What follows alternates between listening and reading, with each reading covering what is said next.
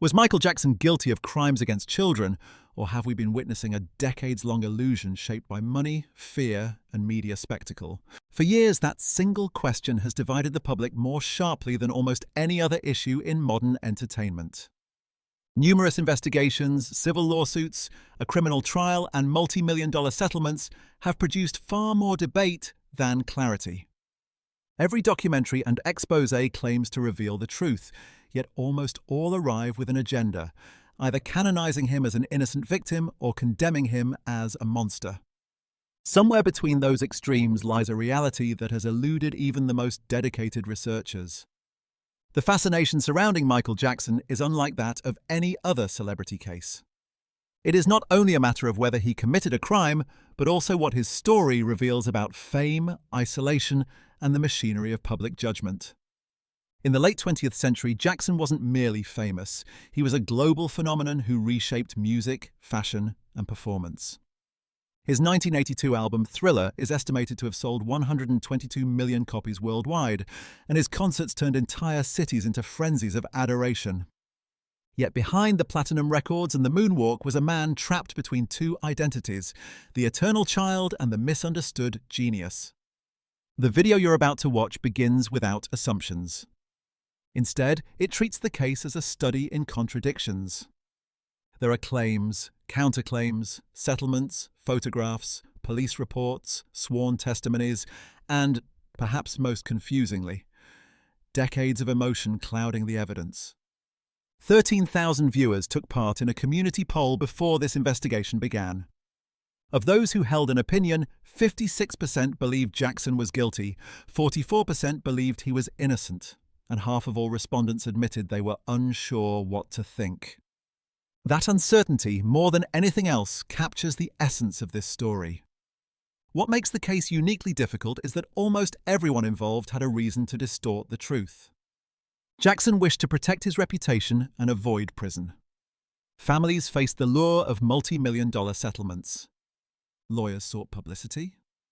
Journalists chased the next headline. Even after the trials ended, interviews, books, and documentaries continued to contradict one another. Facts were selectively highlighted or quietly forgotten. Two honest people could read the same documents and still reach opposite conclusions. Still, 2 points are universally acknowledged. First, Michael Jackson achieved a level of success and adoration unprecedented in modern culture. Second, he was profoundly unusual.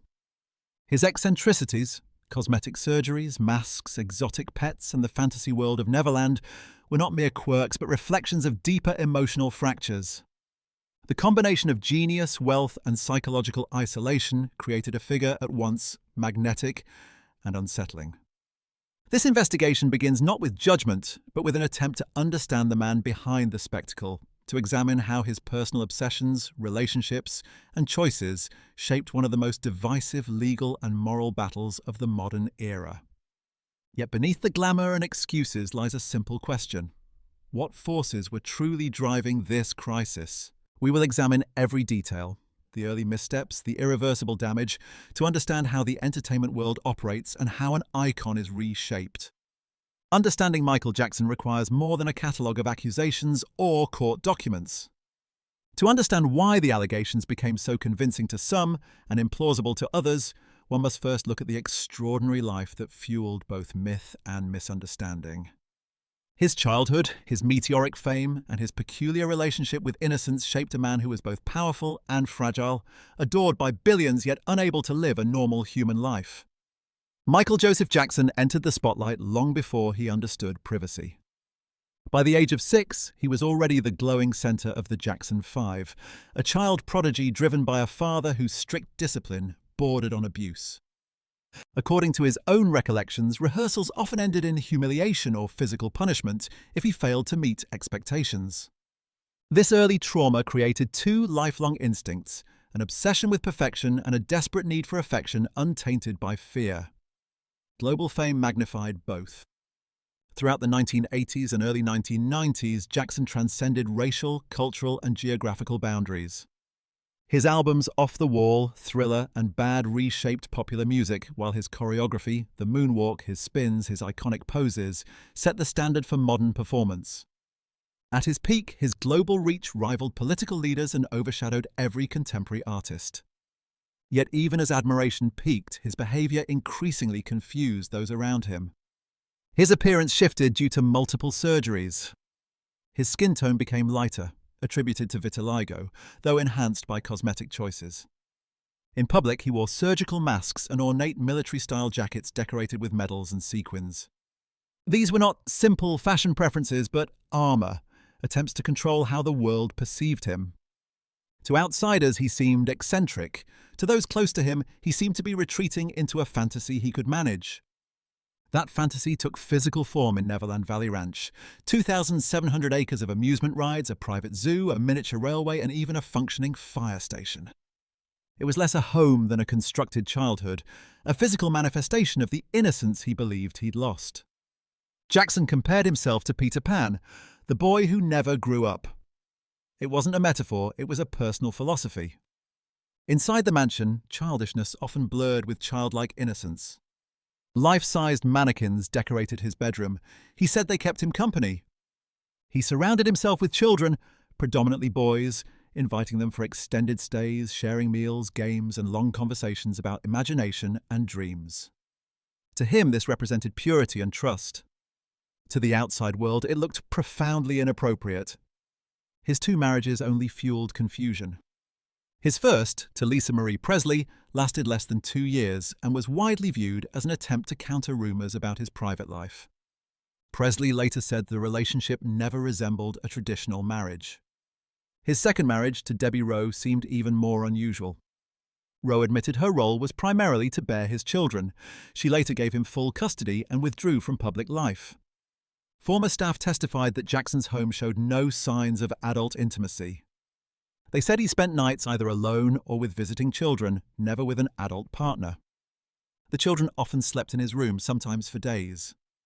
Jackson insisted these sleepovers were innocent. Slumber parties meant as emotional comfort. To some, this sounded naive, to others, suspicious.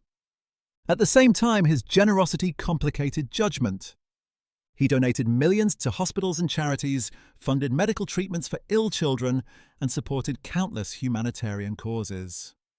Admirers saw his charity as proof of empathy. Critics viewed it as strategic distraction. Both interpretations can coexist without either being conclusive. Psychologists later argued that Jackson exhibited signs of arrested emotional development. Isolation and adoration had frozen him at the age when fame first consumed him. Surrounded by employees and fans, he rarely experienced normal social boundaries. Few people said no to him. The result was an adult with immense resources but limited emotional maturity, a man who could buy anything except adulthood. The essential question is not merely whether he posed a danger to children, but whether fame made him incapable of recognizing boundaries. His wish to be loved by children mirrored his longing for an unbroken childhood. Yet in pursuing that connection, he crossed lines most adults instinctively avoid. And it is in this paradox, innocence intertwined with impropriety, that the roots of every accusation lie. But Neverland's open gates and a bedroom fitted with an early warning chime were about to collide with a single phone call made to a Beverly Hills dentist. By the early 1990s, the mythology surrounding Michael Jackson had reached both its highest point and its most dangerous turning edge. What began as curiosity about his eccentric lifestyle shifted into open suspicion once his private world collided with public scrutiny. The fascination that had once fueled his fame now became the weapon that threatened to destroy it. The chain of events began, strangely enough, with a broken car.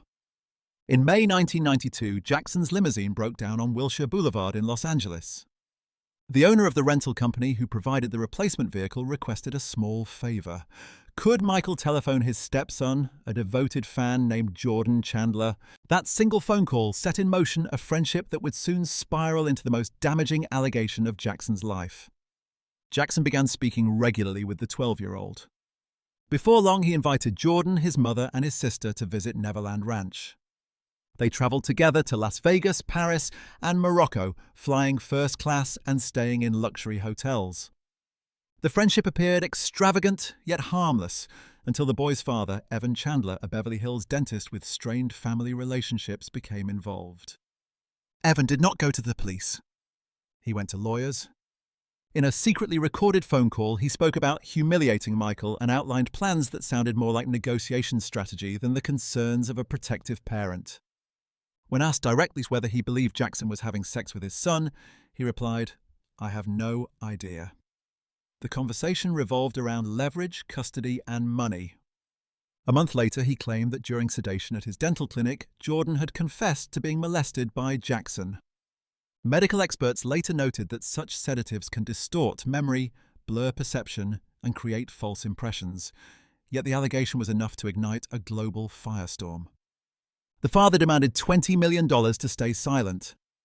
Jackson's legal team reportedly counteroffered $1 million, but no agreement was reached. Soon afterwards, Jordan described alleged sexual acts to a psychiatrist, triggering a mandatory police report. On the 24th of August 1993, the story exploded. Police raided Jackson's homes, questioned dozens of children, and searched his belongings. Several children stated that they had slept in his bed, but denied any sexual behavior. The following month, the Chandlers filed a $30 million civil suit. Then came a twist no writer could invent. Jackson's sister, LaToya, publicly denounced him on camera, claiming she could no longer remain a silent collaborator. Only days earlier, she had expressed total support. Later, she said her abusive husband had coerced her into speaking against Michael. The contradiction only deepened the confusion. As the media frenzy intensified, another child emerged. Jason Francia, the son of a former Jackson housekeeper, initially told police that nothing inappropriate had occurred. In a later interview, he reversed his account, alleging that Jackson had tickled and touched him several times, even slipping $100 bills into his trousers. These claims fed a growing public storm, blurring the line between genuine evidence and sensational speculation. The investigation reached its most invasive moment when authorities ordered a strip search of Jackson, photographing his genitals to compare with Jordan Chandler's description. To this day, opinions remain divided on whether the description matched. In January 1994, Jackson settled the civil case, paying $22 million to the Chandlers and an additional $2 million to Francia and his mother. Critics saw the settlement as an admission of guilt. Supporters viewed it as a strategic attempt to end a media circus that had become unbearable. No criminal charges followed. 2 grand juries reviewed the evidence and declined to indict. Without Jordan's testimony, prosecutors had no case. The outcome did not restore Jackson's reputation. He lost major sponsorships, including his lucrative Pepsi deal. Tabloids that once worshipped him began publishing daily speculation. Yet despite the damage, his fame endured. He continued releasing chart-topping albums, selling out tours, and inviting children to Neverland. The world simply could not look away. In 2003, Jackson agreed to participate in a British documentary titled Living with Michael Jackson. The filmmaker, Martin Bashir, promised to reveal the real Michael. Over 8 months, cameras followed Jackson through his private spaces. But the final broadcast shocked viewers worldwide. In one infamous scene, Jackson discussed sharing his bedroom with a 13-year-old cancer survivor, Gavin Arvizo. When asked whether he understood why people might be concerned, he responded, "Because they are ignorant." The remark, intended as innocent, instead rekindled every suspicion from a decade earlier. Authorities took notice. The Santa Barbara Sheriff's Department reopened inquiries, interviewing Gavin and his family. At first, they defended Jackson. Months later, after disputes with Jackson's staff and arguments over money and control, their story changed. Gavin accused Jackson of showing him pornography, giving him wine labeled Jesus juice, and molesting him. In November 2003, 70 officers raided Neverland Ranch, seizing computers, photographs, and videotapes. They found adult magazines but no child pornography, a detail often misreported in later retellings. Jackson was charged with 10 felonies, including lewd acts with a child and administering an intoxicant. The 2005 trial became a global spectacle. Reporters camped outside the courthouse, helicopters hovered above, fans lined the streets holding signs reading, "Leave Michael alone." Inside, the prosecution's case quickly unraveled. The Arvizo family had a documented history of false claims. They had previously won a settlement from a department store by fabricating assault allegations. The mother admitted committing welfare fraud and instructing her children to lie. Timelines in their accusations did not match recorded events. Several witnesses testified that the family moved freely around Neverland during the period they claimed to be held captive. The defense called 140 witnesses, including Macaulay Culkin and Jay Leno, who insisted Jackson had never behaved inappropriately. The prosecution produced no independent witness supporting the alleged abuse. To believe the Arvizos, jurors would have had to accept that Jackson began molesting Gavin immediately after a documentary had portrayed him as dangerously naive, and while government agencies were monitoring him closely. Outside the courtroom, the media analysed every expression, every gesture. Public opinion split once again. Some saw Jackson as a persecuted artist, others remained convinced he was a predator shielded by fame. Inside, the jury listened carefully. When deliberations ended, 12 citizens returned to the courtroom. In the tense silence, the question hung heavier than ever. Had Strange crossed the line into criminal? On the 14th of June 2005, the verdict was delivered. Michael Jackson was found not guilty on all counts. Outside, fans wept and cheered. Helicopters circled as the singer, pale and shaken, raised a trembling hand in acknowledgement. After 13 years of allegations, investigations and trials, the criminal justice system had spoken. But acquittal did not erase suspicion. His name would forever be linked to the accusations, and the shadow over his legacy would never fully disappear. In the aftermath, Jackson withdrew completely from public life. He vowed never to return to Neverland, saying the 2003 raid had violated his home and his soul. He spent time in Bahrain and later Ireland, where he recorded demos and attempted to rebuild creatively. Yet the damage was irreversible. Sponsors kept their distance. Record sales faltered. When he returned to Los Angeles, it was as a fragile figure fighting to reclaim relevance. Still, he planned a return. In 2009, Jackson prepared for 50 sold-out concerts in London under the title This Is It. Those close to him describe rehearsals as intense but erratic. He suffered from insomnia, anxiety, and dependence on prescription sedatives. On the 25th of June 2009, he was found unresponsive at his rented home in Holmby Hills. The cause was cardiac arrest brought on by propofol, a powerful anesthetic administered by his personal physician, Dr. Conrad Murray. Jackson was pronounced dead at 50. Murray later served 2 years in prison for involuntary manslaughter. The world reacted with disbelief. Fans filled streets from Los Angeles to Tokyo. News channels switched to continuous coverage. Within a day, Thriller topped global charts once again. But grief soon gave way to renewed debate. Could a man celebrated for generosity and artistry also have harbored a darkness no one had dared to confront? A decade later, the question resurfaced with unprecedented force. In January 2019, HBO released Leaving Neverland, a 4-hour documentary centered on Wade Robson and James Safechuck, who described in vivid detail how Jackson allegedly abused them as children. The film premiered at Sundance to a standing ovation.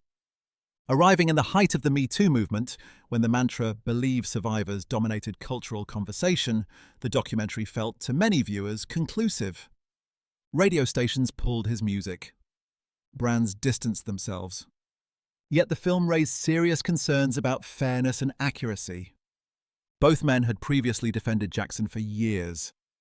Robson, at 22, had testified under oath in 2005 that Jackson had never touched him. He only changed his story after his career stalled and his personal life faltered, subsequently filing a civil suit against Jackson's estate. Safechuck soon followed with a similar suit. Investigators later discovered key inconsistencies. For example, Safechuck claimed abuse took place in a Neverland train station that was not built until 2 years after his timeline. None of these contradictions appeared in the documentary. There were no cross-examinations, no opposing voices, no balance. To millions, the film felt definitive. To others, it felt like a one-sided narrative crafted to provoke emotion. Jackson's estate condemned it as a character assassination. Legal analysts noted that under Californian law, individuals cannot be sued after death, meaning the only possible defendant was the estate. Both lawsuits remain unresolved, prolonged under new statutes extending time limits for childhood abuse claims. In reality, Leaving Neverland revealed less about Jackson's guilt or innocence than about the persuasive power of emotional storytelling. A 4-hour film can move viewers in ways that thousands of pages of court transcripts cannot. Audiences see pain, not evidence, and pain, whether sincere or rehearsed, demands belief. That dynamic, critics argued, explains why Jackson's case has endured for 3 decades.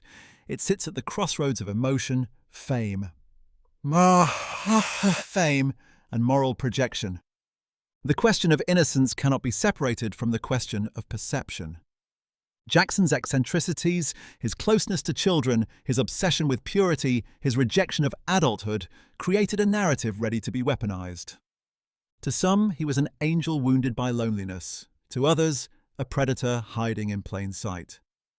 Both interpretations draw from the same facts, filtered through different expectations of what adulthood should look like. In private interviews shortly before his death, Jackson said he no longer understood why the world saw him as dangerous. "I only wanted to help children," he said. "They see me as a father figure." Whether this reflected sincerity or self-delusion remains unknowable. What is clear is that his immense wealth and fame allowed him to live without the boundaries most adults naturally develop. He was surrounded by paid staff, eager parents, and a culture that rewarded eccentricity until it became scandalous. Years later, psychologists studying celebrity culture used Jackson as a cautionary example. Fame, they suggested, can suspend normal moral development, creating an environment where deviance becomes ordinary. Jackson's isolation may have bred emotional immaturity rather than malice, yet the consequences were the same: blurred boundaries, broken trust, and a legacy entangled with suspicion. Today, Michael Jackson remains both saint and sinner, genius and outcast. His music continues to influence artists across the world, yet his name provokes hesitation. Statues have been removed from museums, while tribute concerts still sell out arenas. Each generation returns to the question anew, using his story to examine its own anxieties about fame, truth, and accountability. Even his harshest critics concede that no definitive proof ever emerged. Every accuser sought financial compensation. Every witness held bias. Yet even his most loyal defenders admit his behavior with children was deeply inappropriate. Perhaps both truths coexist: a man innocent under the law, yet someone who lived without understanding the boundaries that protect innocence itself. So was Michael Jackson innocent, guilty, or did the truth drown somewhere between money, memory, and myth? In the years following Jackson's death, the battle over his legacy has never ceased. Museums have removed his statues. Streaming platforms continue to profit from his music. His estate remains one of entertainment's most lucrative, earning hundreds of millions annually, while public opinion swings between admiration and distrust. Each new documentary, interview, or leaked file reopens old wounds, as though the world still cannot decide what lesson his story teaches. Artistically, Jackson's influence is beyond dispute. His choreography transformed pop culture. His music videos revolutionized the medium. His humanitarian donations reached tens of millions. Yet these achievements coexist with discomfort. His name evokes brilliance and unresolved questions about morality, power, and the distortions of fame. The moral paradox of Michael Jackson lies in the collision between personal tragedy and collective fascination. He became both the pinnacle and the warning of celebrity culture. The public that elevated him later demanded his downfall, unable to reconcile the image of the gifted boy who sang Ben with the man accused of unforgivable acts. Fame made him both untouchable and unbearably vulnerable. His life also exposed the weaknesses in systems designed to uncover truth. Courts determine legality, not morality. Media amplifies allegations, not always evidence. Audiences form opinions without reading transcripts. Emotional narratives replace factual understanding. Reputations rise and fall not by proof but by persuasion. Jackson's case reminds us that perception, once weaponized, becomes its own form of justice. To many, the question, innocent or guilty, matters less than what the debate itself reveals. It forces society to confront how easily empathy is manipulated, how fame distorts fairness, and how icons become screens upon which society projects its anxieties. In the end, Michael Jackson remained suspended between identities: artist and accused, victim and symbol, myth and man. His story warns that extraordinary talent does not grant moral clarity, and that even the most gifted individuals can become mirrors reflecting both the brilliance and blindness of those who adore them. What do you think of this case? Share your thoughts below and subscribe for more stories exploring how icons rise, fall, and reshape the meaning of fame.